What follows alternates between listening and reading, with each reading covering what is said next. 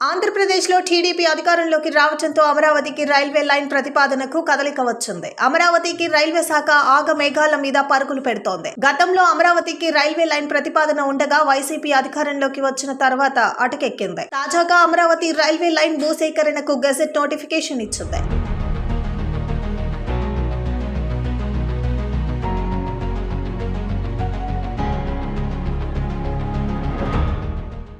Railway line కు రాష్ట్రం తన వాటా ఇవ్వాలని, భూసేకరణ వ్యయం భరించాలంటూ గతంలో బోల్డ్ అన్ని నిబంధనలు పెట్టినా రైల్వే ఇప్పుడు ఎలాంటి నిబంధనలు పెట్టకుండానే భూసేకరణకు నోటిఫికేషన్ విడుదల చేయటం గమనార్హం. పూర్తిగా సొంత నిధులతోనే అమరావతికి రైల్వే లైన్ నిర్మించాలని నిర్ణయించింది. ఎర్రుపాలెం, అమరావతి, నంబూరు మధ్య భూసేకరణకు వీలుగా ప్రత్యేక ప్రాజెక్ట్ గా గుర్తిస్తూ గెజెట్ నోటిఫికేషన్ విడుదల చేసింది. విజయవాడ హైదరాబాద్ లైన్ లో ఎర్రుపాలెం వద్ద కొత్త లైన్ మొదలై అమరావతి మీదుగా గుంటూరు, విజయవాడ లైన్ లోని నంబూరు వద్ద కలుస్తుంది. ఎర్రుపాలెం తర్వాత పెద్దాపురం, చిన్నరావుపాలెం, గొట్టుముక్కల, పరిటాల, కొత్తపేట, వడ్డమాను, అమరావతి, తాడికొండ, కొప్పురావూరులలో మొత్తం 9 స్టేషన్లు నిర్మిస్తారు. వీటిలో పెద్దాపురం, పరిటాల, అమరావతి, కొప్పురావూరు పెద్ద స్టేషన్లు. వీటిలోనూ అమరావతి ప్రధాన స్టేషన్ గా ఉంటుంది. ఈ లైన్ లో భాగంగా కృష్ణానదిపై కొత్తపేట, వడ్డమాను మధ్య 3 కిలోమీటర్ల వంతెన నిర్మిస్తారు.